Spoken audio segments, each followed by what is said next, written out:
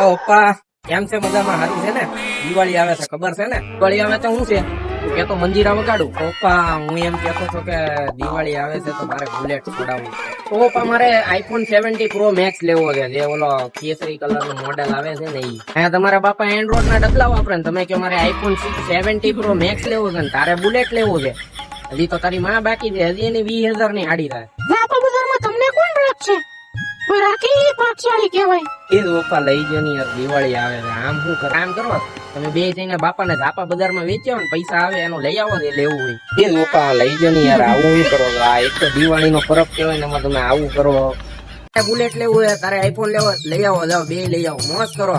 આપડે લોન જ ભરવાની છે, તમ તારે મોજ કરો, જાઓ દિવાળી છે ને. હા પછી કઈ કેતા નહીં લેવાનું, ના તો પછી પીછડા કરી જાય. પેલા કહી દઉં છું, જે લેવું હોય અત્યારે લઈ આવો, જાઓ મોજ કરો. બાપા તમે બુલેટ તો મને લઈ દીધું, દિવાળીમાં કઈ 20-25,000 રૂપિયા